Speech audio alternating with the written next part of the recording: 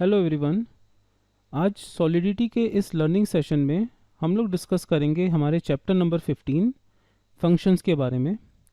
Functions हम लोग हर programming में देखते आए हैं, सी प्लस प्लस, जावा, इवन पाइथन, सभी में ही हमें दो तरह के फंक्शंस मिलते हैं। एक होते हैं बिल्ट इन फंक्शंस, जहाँ पे पहले से ही कंपाइलर के प्री डिफाइंड स्टेटमेंट्स अवेलेबल रहती हैं, जिनके थ्रू कंप्यूटर कई फंक्शनैलिटीज़ परफॉर्म करता है। और दूसरा फंक्शन होता है यूज़र डिफाइंड फंक्शन, जो प्रोग्रामर बनाता है क्लाइंट की रिक्वायरमेंट को फुलफ़िल करने के लिए। जो भी हम सॉफ्टवेयर के थ्रू टास्क परफॉर्म करवाना चाहते हैं, उन स्टेटमेंट्स को प्रॉपरली शेड्यूल्ड फॉर्म पे क्लब करने के लिए जिस स्कोप बॉडी का हम यूज़ करते हैं, हम उसे फंक्शन का नाम देते हैं। So functions are code blocks that perform specific task from different input parameters without repeating line of codes. जब हमें कुछ लाइन ऑफ कोड्स को कई बार एग्जीक्यूट करना हो विद डिफरेंट वैल्यूज़, तो हम फंक्शन बनाना ही सबसे बेस्ट इसका प्रोग्रामिंग पैटर्न देखते हैं। सॉलिडिटी में फंक्शंस जो हैं उसकी विजिबिलिटी बहुत इंपॉर्टेंट है। तो हमें मिलेगा private visibility, so accessible only inside the current contract; internal, accessible inside the current contract and in a child contract, और ये default भी माना जाता है। external can be accessible only outside contract, not inside, only outside contract. so public और external में थोड़ा सा difference है। public, these are accessible from everywhere. internal means inside contract, through child contract inheritance के वक्त, या आउटसाइड, बट एक्सटर्नल केवल बाहर से ही एक्सेस किया जा सकता है। सबसे पहले हम लोग लर्न करेंगे फंक्शंस के बारे में और देखते हैं कि वो कैसे प्राइवेट और इंटरनल, एक्सटर्नल और पब्लिक में डिवाइड होता है। देन हम इसके अदर स्टेट लेवल प्रॉपर्टीज़ को व्यू करेंगे। एज़ यूजुअल मैंने यहाँ पर पहले से ही एक रिमिक्स में चैप्टर 15 और एक कॉन्ट्रैक्ट बनाया हुआ है। थोड़ा सा साइज़ इसका इंक्रीज़ कर लेते हैं ताकि इसका व्यू प्रॉपर हो जाए हमारे पास। ये थोड़ा छोटा कर लेते हैं और अभी इस स्ट्रिप को क्लोज कर देते हैं। सबसे पहले हम लोग फंक्शन के बारे में डिस्कस करेंगे।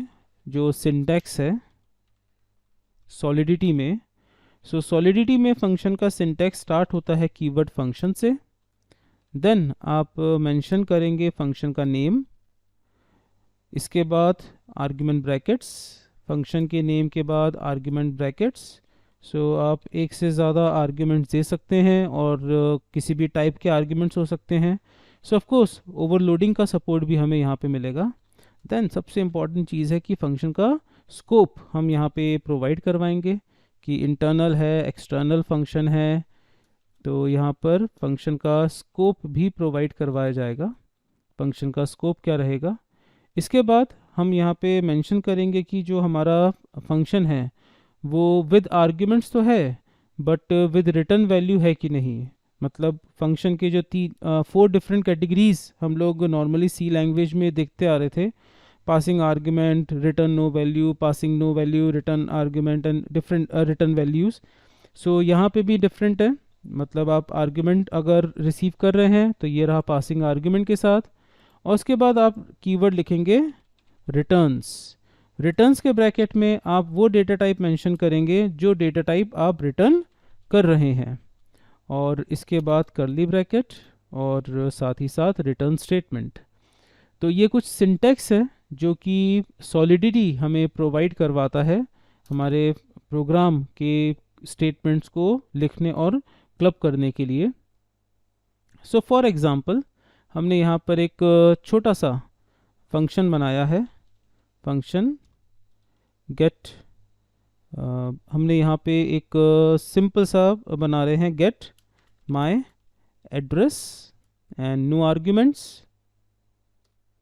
ये एक व्यू फंक्शन है।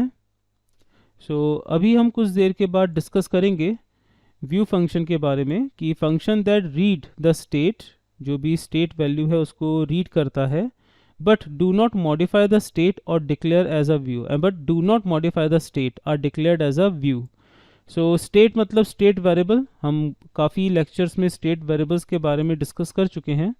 सो ये इस फंक्शन को मैं व्यू फंक्शन बनाऊंगा क्योंकि, और साथ ही साथ ये एक पब्लिक फंक्शन होगा और ये रिटर्न करेगा, रिटर्न्स एक एड्रेस रिटर्न करेगा. अब ये एड्रेस क्या है? सो एड्रेस एक डेटा टाइप है. हम ऑलरेडी बेसिक डेटा टाइप्स में, जो हमारा डेटा टाइप्स का चैप्टर नंबर 3 था, उसमें हमने एड्रेसेस के बारे में डिस्कस किया था. Address type is use to store Ethereum wallet address और a smart contract addresses. So इसमें इथीरियम या स्मार्ट कॉन्ट्रैक्ट के एड्रेसेस स्टोर किए जा सकते हैं और हम यहाँ पे पता लगाना चाहते हैं कि हमारा एड्रेस क्या है. सो हमने यहाँ पे रिटर्न किया, रिटर्न msg.sender. सो msg.sender ये ग्लोबल वेरिएबल है जो कि उस एड्रेस को रिप्रेजेंट करता है जिस एड्रेस से इस कॉन्ट्रैक्ट को डिप्लॉय किया गया है, या जिस एड्रेस के थ्रू इस फंक्शन को, जिस डिप्लॉयड कॉन्ट्रैक्ट के अकाउंट के थ्रू इस फंक्शन को कॉल किया गया है. बेसिकली सेंडर का एड्रेस हमें यहाँ से रिसीव मिलेगा. और ये जितने भी ग्लोबल वेरिएबल्स हैं ये हमारे चैप्टर नंबर 14 पे गिवन है. सो ग्लोबल वेरिएबल्स में सबसे इम्पॉर्टेंट जो हम बहुत यूज़ करते हैं वो है sender, msg.sender, sender of the message, जो करंट कॉल कर रहा है और जो भी एड्रेस पेबल होता है, जिस एड्रेस पे आप इथेरियम अमाउंट को ट्रांसफ़र करना चाहते हैं या जिस अकाउंट से इथेरियम आप ट्रांसफ़र करना चाहेंगे, वो बेसिकली सेंडर का एड्रेस होगा. सो एक छोटा सा हमने यहाँ पे फंक्शन बनाया है जो आर्ग्यूमेंट तो रिसीव नहीं कर रहा है लेकिन एक एड्रेस रिटर्न कर रहा है, और ये एड्रेस किसका है? सेंडर का एड्रेस है. सो चलिए इसको डिप्लॉय करके देखते हैं इसका आउटपुट कैसा है. सो हमारे पास हमने रिमिक्स जो यूज़ किया है वर्चुअल मशीन. एड्रेस यहाँ पे इम्पॉर्टेंट है. सो ये हमारा एड्रेस है और फॉर टाइम बीइंग मैं इस एड्रेस को कॉपी कर रहा हूँ. मैं इस एड्रेस के थ्रू अपना कॉन्ट्रैक्ट डिप्लॉय करूँगा और फिर यही एड्रेस msg.sender के थ्रू हमें रिसीव होगा. सो हमने copy account to clipboard copy कर लिया और नोटपैड पे इसको पेस्ट कर लिया है ताकि हम इसको टेस्ट कर सकें. अब डिप्लॉय करते हैं अपना कॉन्ट्रैक्ट और एक्सटेंड करते हुए पता लगाते हैं कि हमारा एड्रेस क्या है. सो जैसे ही हम क्लिक करेंगे गेट माई एड्रेस को, हमारा get my address function call होगा. ये एक व्यू फंक्शन है तो आउटपुट जनरेट करेगा. ये एक पब्लिक फंक्शन है तभी हम इसको डिप्लॉयड वर्जन के थ्रू रन कर पा रहे हैं. और ये रिटर्न कर रहा है एक एड्रेस. एड्रेस वो एड्रेस है जिस एड्रेस के थ्रू इस फंक्शन को कॉल किया जा रहा है, जिस एड्रेस के थ्रू इस कॉन्ट्रैक्ट को डिप्लॉय किया गया है. सो हमने क्लिक किया गेट माई एड्रेस और जो एड्रेस रिटर्न हुआ है वो व्यू के थ्रू हमारे आउटपुट स्क्रीन तक पहुंचा है. इसे कॉपी करते हैं और चेक करते हैं कि ये एड्रेस वही एड्रेस है कि नहीं जिसके थ्रू, जिस अकाउंट के थ्रू ये कॉन्ट्रैक्ट डिप्लॉय किया गया था. सो इसी के नीचे हम पेस्ट करते हैं और आप इजीली चेक कर सकते हैं कि ये दोनों एड्रेस सेम है. इस एड्रेस को हमने कॉपी किया था, इस एड्रेस को हमने कॉपी किया था मतलब इसके थ्रू डिप्लॉय किया गया था. इसी के थ्रू फंक्शन हमारा डिप्लॉय किया गया था और यही फंक्शन msg.sender के थ्रू रिटर्न किया गया है. सो दोनों एक ही एड्रेस हैं. सो इस तरह से ग्लोबल वेरिएबल भी हमने यहाँ पे डिस्कस किया कि अगर हमें पता लगाना हो कि डिप्लॉयड कॉन्ट्रैक्ट जो है वो किस अकाउंट के थ्रू डिप्लॉय किया गया है तो msg.sender से हमें ईजिली इंफॉर्मेशन मिल सकती है. सो एक छोटा सा फंक्शन हमने बनाया है जो कि passing no arguments but return value के साथ है.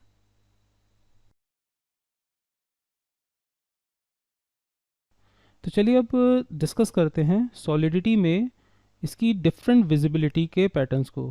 प्राइवेट फंक्शन, इंटरनल, एक्सटर्नल और पब्लिक, एक एक करके इन चारों को अब हम डिस्कस करते हैं और साथ ही साथ व्यू को भी मैं इंक्लूड करूँगा जो कि पिछले प्रोग्राम में भी हमने इंक्लूड किया था.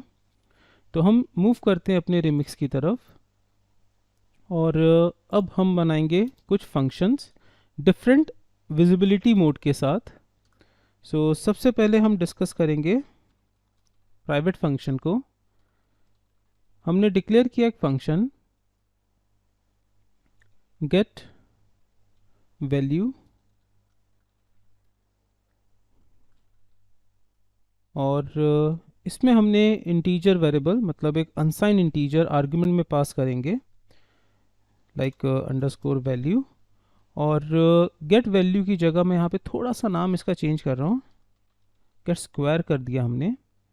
और इसके बाद हमने बनाया इसे एक private variable, private access specifier curly brackets, और एक अंदर अनसाइन इंटीजर डिक्लेयर किया है रिजल्ट, जिस पे हमने स्क्वायर करने के लिए अंडरस्कोर वैल्यू को मल्टीप्लाई कर दिया अंडरस्कोर वैल्यू के साथ।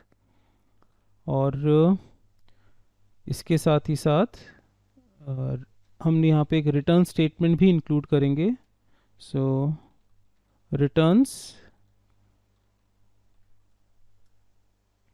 अनसाइन इंटीजर, और ये रिटर्न कर देगा रिज़ल्ट को, जो भी रिज़ल्ट हमारे पास है। सो अब यहाँ पर हमारी सारी स्टेटमेंट्स पे एक ऑरेंज लाइन नज़र आ रही है। चलिए इसका मतलब समझते हैं। तो सबसे पहले तो हमने यहाँ पे फंक्शन देखा है जिसे आर्गुमेंट भी दिया जा रहा है और जो वैल्यू रिटर्न भी कर रहा है। प्राइवेट रखा गया है, मतलब जब हम इस फंक्शन को डिप्लॉय करेंगे, जब हम इस कॉन्ट्रैक्ट को डिप्लॉय करेंगे तो ये फंक्शन हमें एक्सेसिबल नहीं होगा क्योंकि हमने इसको प्राइवेट रखा है, पहली चीज़। दूसरी चीज़, इस ऑरेंज लाइन का मतलब ये है कि हमें इस फंक्शन को एक्चुअली में प्योर फंक्शन के तौर पे डिक्लेयर करना होगा। दीज आर नाइदर, ये प्योर फंक्शन कौन से होते हैं? Neither read nor modify the state and are declared as a pure function. हमने अभी तक अपने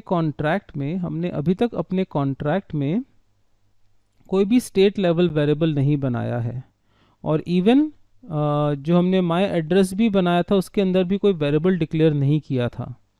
इसी वजह से उसे प्योर करने की ज़रूरत नहीं थी। बट गेट स्क्वायर को हमें प्योर बनाना होगा, जिससे कि ये स्पेसिफाई हो जाएगा कि इस फंक्शन में किसी भी स्टेट वेरिएबल का इस्तेमाल नहीं किया जा रहा है। तो ऐसा फंक्शन सॉलिडिटी में कहलाता है प्योर फंक्शन, जो स्टेट लेवल वेरिएबल्स को ना ही रीड करता है ना ही कोई मॉडिफाई करता है। सो ये सिर्फ एक फंक्शन रहेगा जो कि किसी भी स्टेट वैल्यू को रिप्रेजेंट नहीं करेगा। अगर आपको याद हो, हम लोग जावा में, इवन .NET, C++, इन सभी में ही जब हम किसी फंक्शन को डिक्लेयर करते थे तो इसे स्टेट लेवल वेरिएबल स्टेटमेंट के साथ, स्टेट कीवर्ड के साथ उसे डिक्लेयर करते थे, जिसे एक्सेस करने के लिए ऑब्जेक्ट बनाने की ज़रूरत नहीं पड़ती थी। ये वैसा ही कुछ पार्ट है।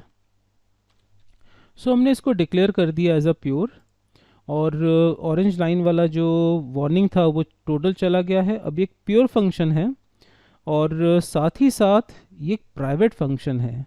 सो अगर मैं अपने कॉन्ट्रैक्ट को फिर से डिप्लॉय करूं, मैंने प्रीवियस डिप्लॉयड वर्जन को रिमूव कर दिया और फ्रेश डिप्लॉय करें। डिप्लॉय करने के बाद अगर हम अपने कॉन्ट्रैक्ट को व्यू करें तो सिर्फ गेट माई एड्रेस वाला फंक्शन ही विजिबल हो रहा है। गेट स्क्वायर फंक्शन विजिबल नहीं हो रहा है क्योंकि एक प्राइवेट फंक्शन है जो कि आपके कॉन्ट्रैक्ट के बाहर एक्सेसिबल नहीं होगा। So private function accessible only inside the current contract. तो फिर अब इसका यूज़ कैसे करें? ऑफ कोर्स आपने ठीक ही सोचा होगा, हमें एक और फंक्शन बनाना होगा जो होगा पब्लिक, और उसके थ्रू हम लोग यूज़ करेंगे get square, gateway to get square. ऐसे फंक्शंस को दरअसल गेटवे फंक्शंस कहा जाता है। सो हम एक फंक्शन डिक्लेयर करेंगे जिसमें होगा रिजल्ट, गेट रिजल्ट, और हमने गेट रिजल्ट को कोई आर्गुमेंट नहीं दिया, हम एक डिफ़ॉल्ट वैल्यू ही पास करते हैं यहाँ से। ये होगा पब्लिक फंक्शन। तो एक साथ दो फंक्शंस की डेफिनेशन हमारे पास आ रही हैं। एक हो गया हमारा पब्लिक फंक्शन, एक हो गया private function. So public function of course value return ज़रूर करेगा, सो रिटर्न्स, और ये एक अनसाइन इंटीजर रिटर्न करेगा, कर्ली ब्रैकेट, और हमने एक अनसाइन इंटीजर डिक्लेयर किया रिजल्ट के नाम से, जिस पे इनिशलाइज करवाएंगे गेट स्क्वायर फंक्शन को, जो वैल्यू पास करेंगे उसका स्क्वायर सॉरी। सो हमने यहाँ पर एक वेरिएबल बनाया रिजल्ट, जिस पे इनिशलाइज किया गेट स्क्वायर फंक्शन के थ्रू रिटर्न की जाने वाली वैल्यू को, मतलब फंक्शन का कॉल स्टेटमेंट, मतलब असाइनमेंट ऑपरेटर के दो पार्ट होते हैं, left side value and right hand side value. So जो आर एच वैल्यू है, राइट हैंड साइड वैल्यू है, दरअसल वहाँ पे हमने कॉलिंग स्टेटमेंट को लिखा है, जो कि कॉन्ट्रैक्ट के प्राइवेट फंक्शन को कॉल कर रहा है। आर्ग्यूमेंट में भेजा गया 5 का स्क्वायर किया जाएगा और रिटर्न कर दिया जाएगा रिजल्ट। वो रिटर्न रिजल्ट किसके पास आएगा, रिजल्ट के पास आएगा, और रिजल्ट उसे रिटर्न कर देगा बाहर की तरफ। सो रिटर्न, यहाँ पे हमने लिख दिया है रिटर्न रिजल्ट। अब क्योंकि ये भी स्टेट लेवल वेरिएबल का यूज़ नहीं कर रहा है, सो यहाँ पर भी हमें जो डिक्लेरेशन है वो उसके बेसिस पे ही फाइंड आउट करना पड़ेगा। सो प्योर या व्यू फंक्शन, व्यू यहाँ पे काम नहीं करेगा, प्योर, क्योंकि ये भी स्टेट लेवल का यूज़ नहीं कर रहा है।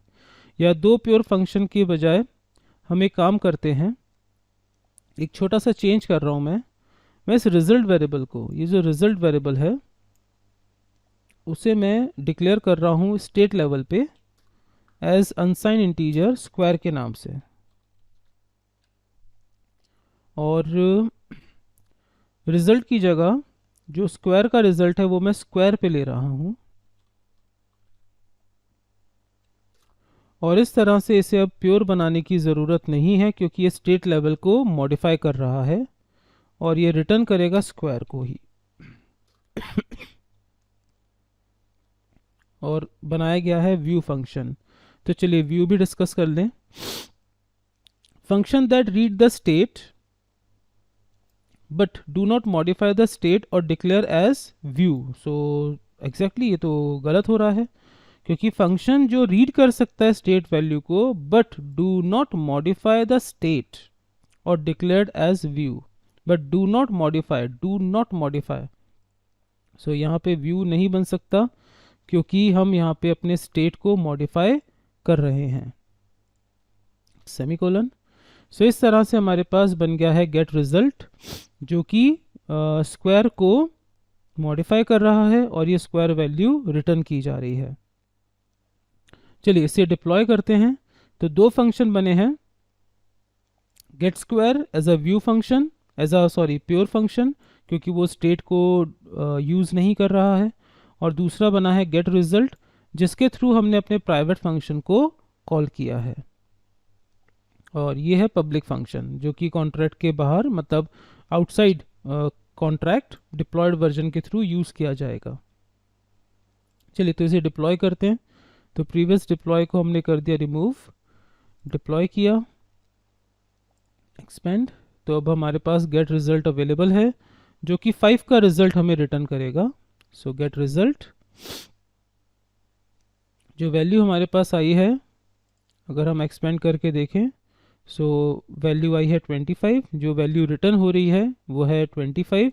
सो हुआ इस तरह से, जैसे ही हमने गेट रिजल्ट को कॉल किया, गेट स्क्वायर फंक्शन कॉल हुआ, अपने साथ 5 एज अ फिक्स आर्ग्यूमेंट लेकर गया, 5 इंटू 5 हुआ, जो जनरेट हुआ 25 रिटर्न हुआ, रिटर्न वैल्यू इनिशलाइज कर दी गई स्क्वायर पर, और यही स्क्वायर रिटर्न हो गया, और हमारे पास एज आ आउटपुट जनरेट हुआ 25।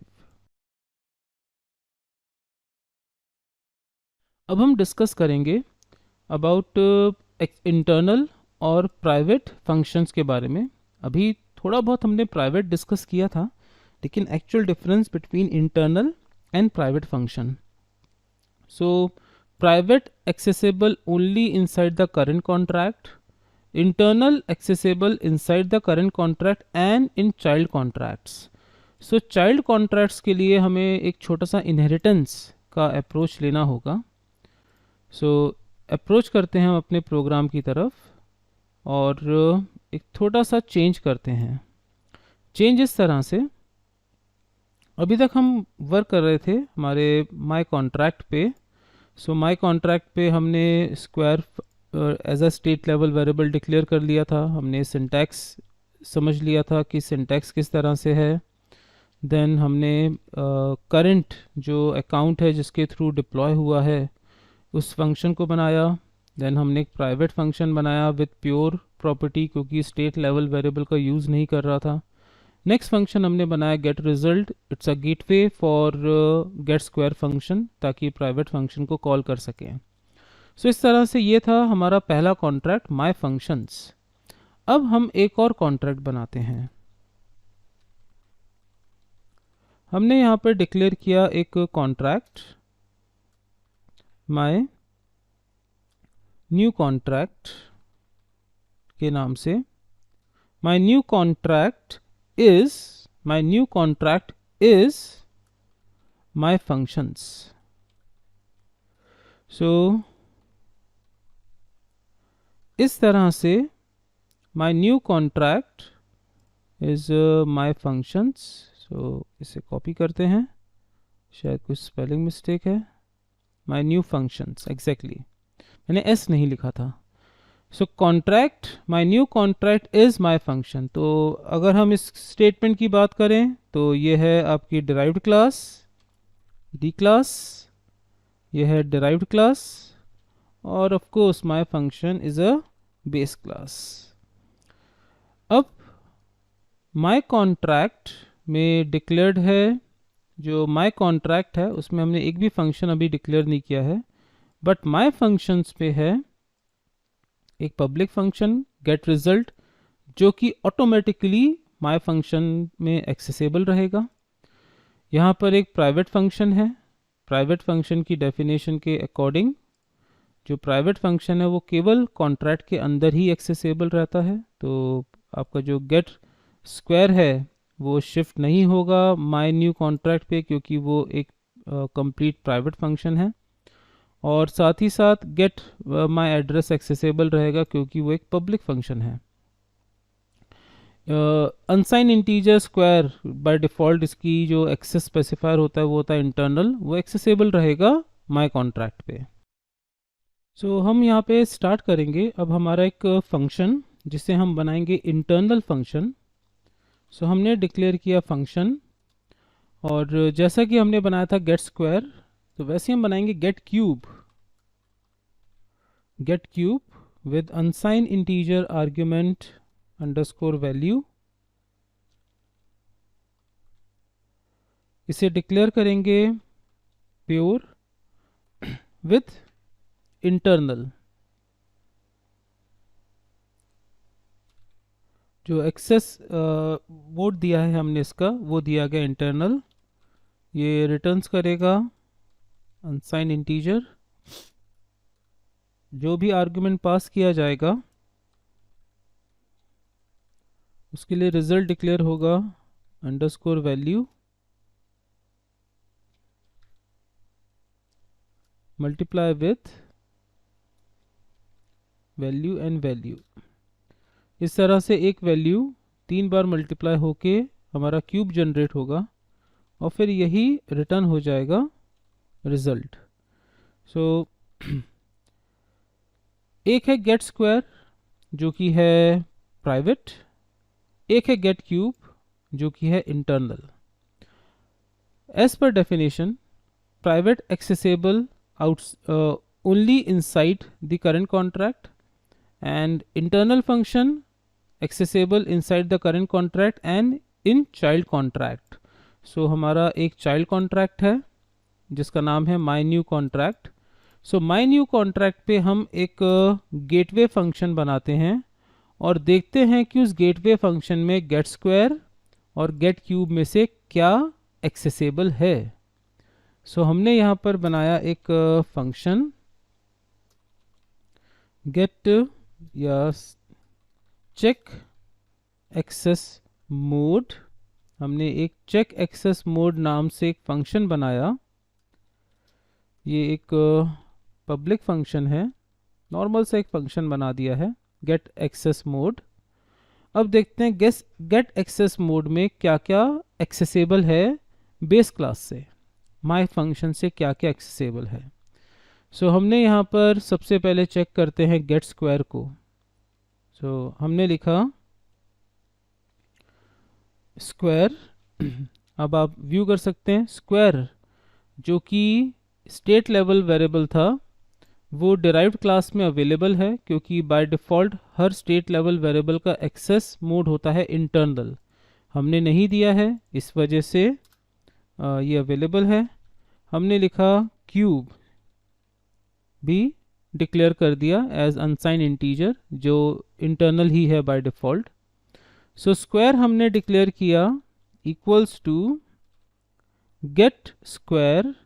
सो जब मैंने गेट यहाँ पे मेंशन किया, सो गेट क्यूब फंक्शन का कॉलिंग स्टेटमेंट अवेलेबल है, गेट माय एड्रेस का कॉलिंग स्टेटमेंट अवेलेबल है, गेट रिजल्ट का कॉलिंग स्टेटमेंट अवेलेबल है, बट गेट स्क्वायर का कॉलिंग स्टेटमेंट अवेलेबल नहीं है। कारण इसका क्लियर है। गेट स्क्वायर एक प्राइवेट फंक्शन है जिसका स्कोप केवल लाइन नंबर 39 तक है, मतलब वो सिर्फ एक्सेसिबल है माय फंक्शन पे। बट आपका जो गेट क्यूब है वो बना है इंटरनल, जो कि इस पूरे कॉन्ट्रैक्ट पे, मतलब my function dot SOL file के अंदर बनने वाले सारे कॉन्ट्रैक्ट्स में अवेलेबल होगा। राइट या wrong? No, it is wrong. वो केवल अवेलेबल होगा डिराइव्ड क्लास के थ्रू। अगर हमने माय फंक्शन को, जो कि आगे चल के हम लेक्चर्स में लर्न करेंगे, इंपोर्ट कमांड के थ्रू एक सॉलिडिटी प्रोग्राम दूसरे सॉलिडिटी प्रोग्राम को यूज़ करेगा, और अगर वो इनहेरिट करता है तो भी इंटरनल फंक्शन वहाँ पे अवेलेबल मिलेंगे। सो गेट क्यूब यहाँ पर अवेलेबल है क्योंकि वो एक इंटरनल फंक्शन है, लेकिन गेट स्क्वायर यहाँ पर अवेलेबल नहीं है क्योंकि वो एक प्राइवेट फंक्शन है। सो यहाँ पर हम कॉल करेंगे क्यूब को, cube equals to get cube, और क्यूब हम पता लगाएंगे 5 का ही, और साथ ही साथ आप चाहें तो यहाँ पे रिटर्न करवा सकते हैं। सो रिटर्न एक अनसाइन इंटीजर, और हम रिटर्न करवा देंगे क्यूब की वैल्यू को, रिटर्न क्यूब। जो भी फंक्शन इसको कॉल करेगा वो क्यूब की वैल्यू को रीड कर सकता है। सो इस तरह से हमारे पास यूज़ हुआ इंटरनल और प्राइवेट के बीच में डिफरेंस। चलिए डिप्लॉय करते हैं, और डिप्लॉय हम करेंगे हमारे सेकेंड कॉन्ट्रैक्ट को। सो प्रीवियस कॉन्ट्रैक्ट को हमने हटा दिया और मैंने डिप्लॉय कर दिया, मैंने क्लिक कर दिया डिप्लॉय पर और सिलेक्ट था माय फंक्शन, तो बेसिकली यहाँ पे माय फंक्शन डिप्लॉय हो गया है।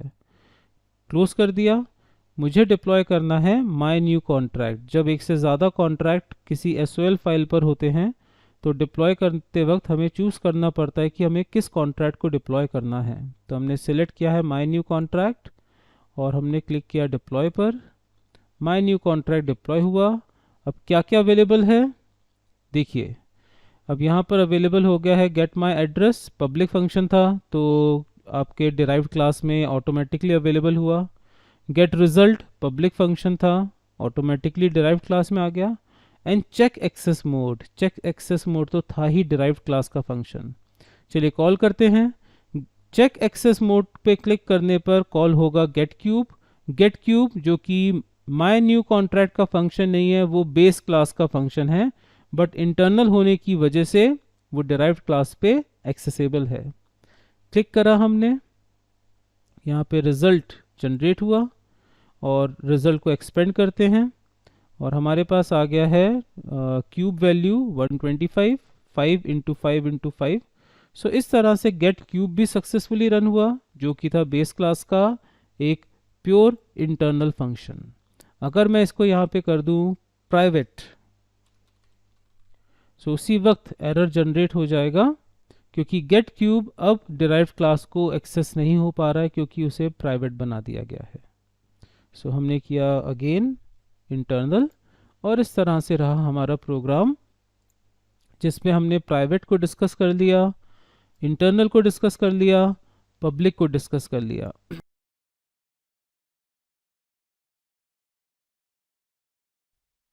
सो हमने डिस्कस कर लिया है प्राइवेट के बारे में, इंटरनल के बारे में, पब्लिक के बारे में, और साथ ही साथ हम लोग समझते जा रहे हैं व्यू और प्योर के बारे में भी। अब डिस्कस करते हैं about external function. So external can be accessible only outside the contract, मतलब ये लाइन का मतलब ये निकलता है कि कॉन्ट्रैक्ट के अंदर एक्सेसिबल नहीं होगा। सो चलिए हम अपने प्रीवियस सॉलिडिटी प्रोग्राम पे चलते हैं और इसी सॉलिडिटी प्रोग्राम में छोटा सा मॉडिफिकेशन करते हैं। चेक एक्सेस मोड जो कि क्यूब पता लगा रहा था, क्यों ना साथ ही साथ हम कॉल करवा दें गेट रिजल्ट। गेट रिजल्ट को भी कॉल करवा सकते हैं, जो कि एक पब्लिक फंक्शन है, जो कि आउटसाइड कॉन्ट्रैक्ट तो एक्सेसिबल है ही, लेकिन साथ साथ कॉन्ट्रैक्ट के अंदर भी एक्सेसिबल है, और उसे डिराइव्ड क्लास के थ्रू एक्सेस करवाने की कोशिश करते हैं। सो हमने यहाँ पर एक फंक्शन बनाया, फंक्शन हमने डिक्लेयर किया call from base contract. Call from base contract के नाम से हमने एक फंक्शन बनाया, कॉल फ्रॉम का F capital, call from base contract. ये एक पब्लिक फंक्शन है, एक सिंपल सा पब्लिक फंक्शन। और पब्लिक फंक्शन मतलब कॉन्ट्रैक्ट के बाहर भी एक्सेसिबल है, कॉन्ट्रैक्ट के अंदर भी एक्सेसिबल है। इस पब्लिक फंक्शन के थ्रू, मतलब कॉल फ्रॉम बेस कॉन्ट्रैक्ट के थ्रू, हम अपनी डिराइव्ड क्लास, हम अपनी बेस क्लास का एक फंक्शन कॉल करवाएंगे गेट रिजल्ट, जो इन टर्न गेट स्क्वायर को कॉल करेगा और गेट स्क्वायर के थ्रू वैल्यू को एक्सट्रैक्ट करके रिटर्न करेगा square value. So multiple callings का ही एक बंच है, इसको समझते हैं। सो हमने कॉल किया यहाँ पे गेट रिजल्ट, एक्सेसिबल है, और गेट रिजल्ट जो वैल्यू रिटर्न करेगा, गेट रिजल्ट जो स्क्वायर वैल्यू रिटर्न कर रहा है, वही स्क्वायर वैल्यू हम आगे रिटर्न करवा सकते हैं, ताकि आउटपुट में हमें पता चल सके कि आउटपुट जनरेट हो रहा है कि नहीं। सो रिटर्न्स अनसाइन इंटीजर, और इस अनसाइन इंटीजर को हम लिख सकते हैं रिटर्न रिजल्ट। ये मैंने एक शॉर्ट हैंड प्रोग्रामिंग का यूज़ करा है, मैंने कोई इंटरनल वेरिएबल नहीं बनाया, बस गेट रिजल्ट जो वैल्यू रिटर्न करेगा, गेट रिजल्ट फंक्शन जो वैल्यू रिटर्न करेगा, वही मैंने आगे फॉरवर्ड कर दी रिटर्न पे, मैंने कोई इंटरनल वेरिएबल नहीं बनाया। दरअसल इस प्रोग्राम के थ्रू हम लोग चेक कर रहे हैं कि जो गेट रिजल्ट फंक्शन है, जो एक पब्लिक फंक्शन है, वो इंटरनल कॉलिंग के साथ साथ एक्सटर्नल कॉलिंग को भी सपोर्ट करता है। सो चलिए इसको क्लोज करके पहले डिप्लॉय करके थोड़ा समझते हैं इसके बारे में। सो हमने डिप्लॉय किया, इसे एक्सटेंड किया, डिप्लॉय हुआ है माय फंक्शन। अगेन मैंने वही मिस्टेक किया, क्लोज करते हैं। मुझे सिलेक्ट करना पड़ेगा अपना कॉन्ट्रैक्ट, मैं डिराइव्ड क्लास का कॉन्ट्रैक्ट कॉल करना चाहता हूँ, डिप्लॉय। सो देखिए अब हमारे पास है कॉल फ्रॉम बेस कॉन्ट्रैक्ट की स्पेलिंग गलत है, यहाँ पे मुझे ठीक करनी होगी, कॉन्ट्रैक्ट। क्लोज करते हैं और दोबारा डिप्लॉय करते हैं, expand, oh same mistake, close.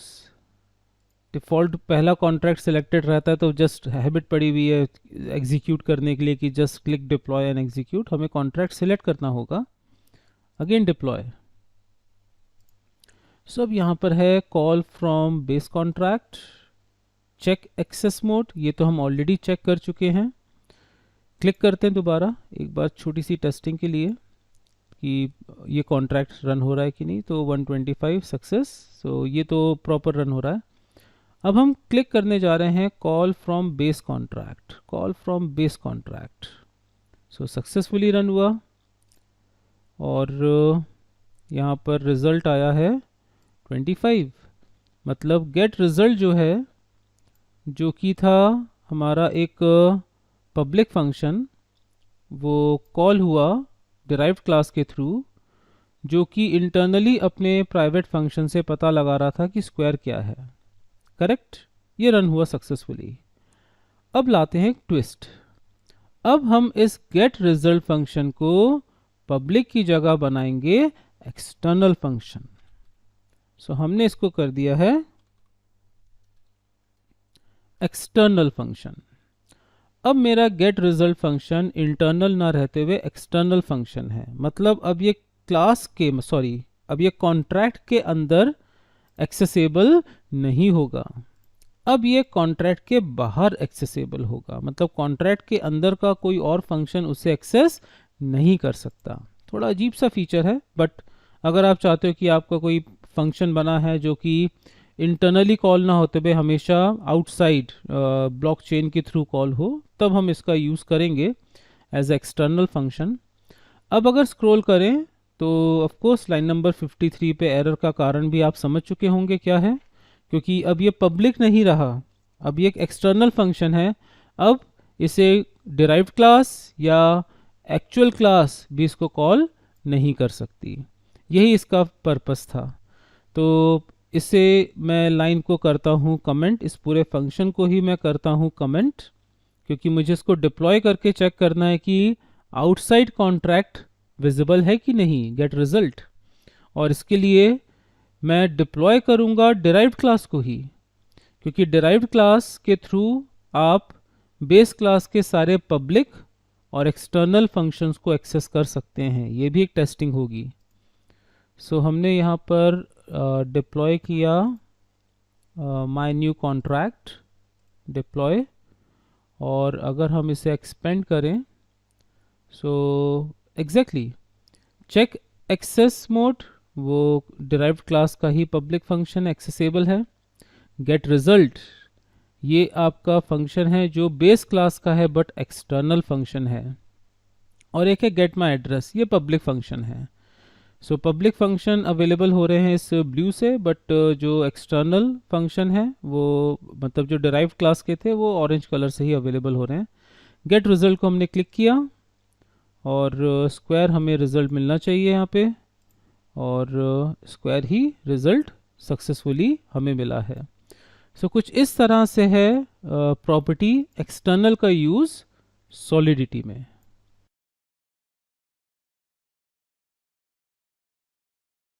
सो सॉलिडिटी की इस लर्निंग जर्नी में अभी तक हम लोग समझ चुके हैं कि फंक्शंस को किस तरह से डिज़ाइन करना है, और फंक्शंस के अलग अलग विजिबिलिटी स्टेट्स और उसके प्योर और व्यू का जो पैटर्न है वो किस तरह से यूज़ होता है।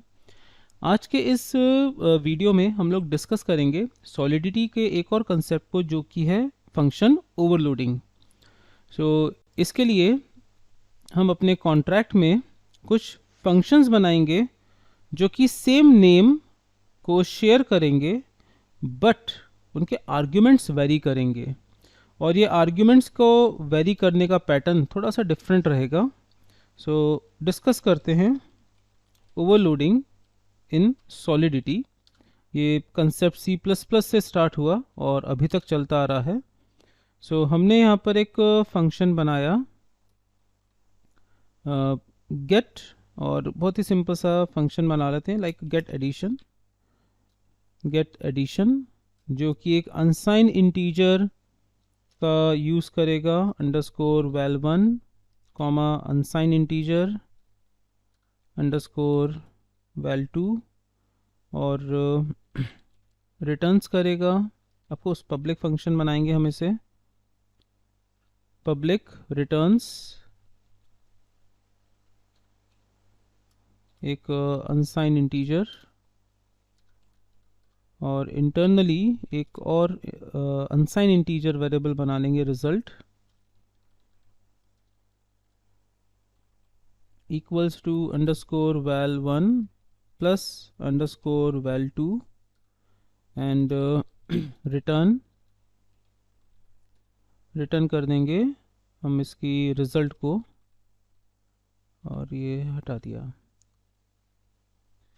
रिजल्ट।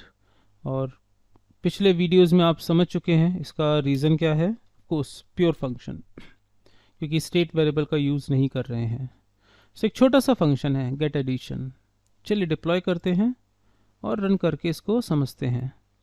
सो हमने इसको किया डिप्लॉय माय फंक्शन को, और एक ही फंक्शन है गेट एडिशन।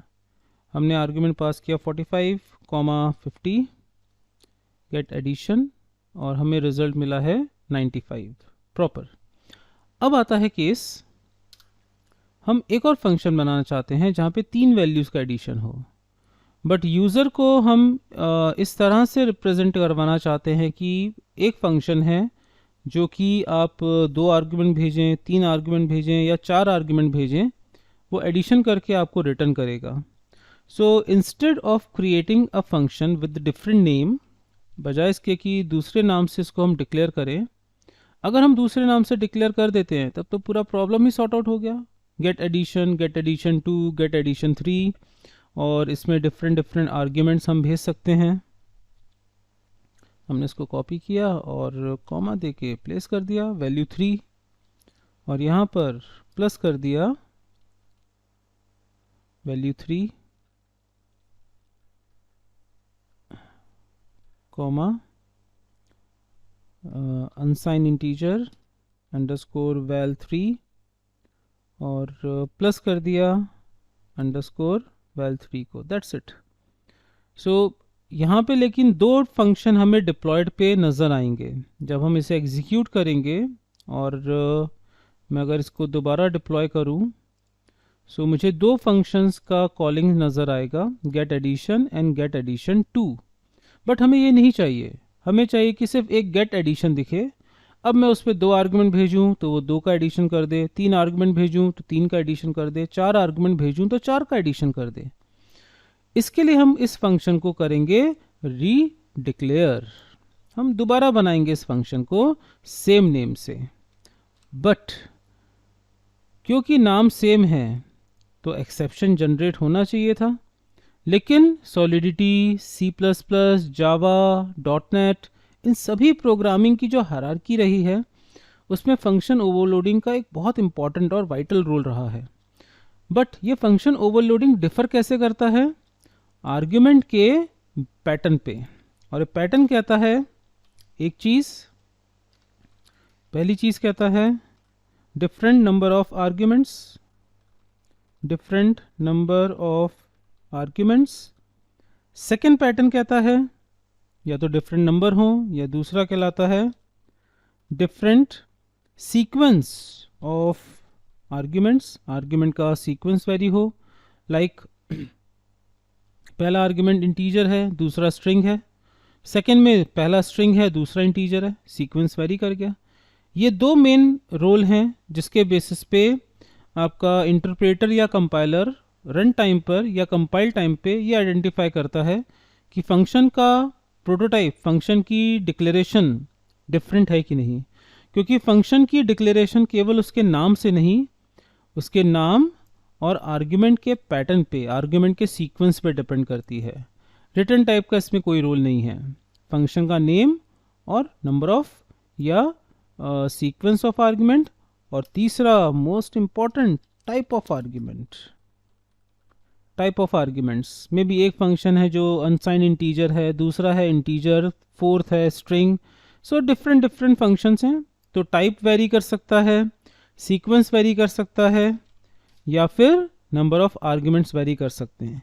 ये 3 फैक्टर्स होते हैं जिसके बेसिस पे हम लोग आपके ओवरलोडिंग को डिफाइन करते हैं।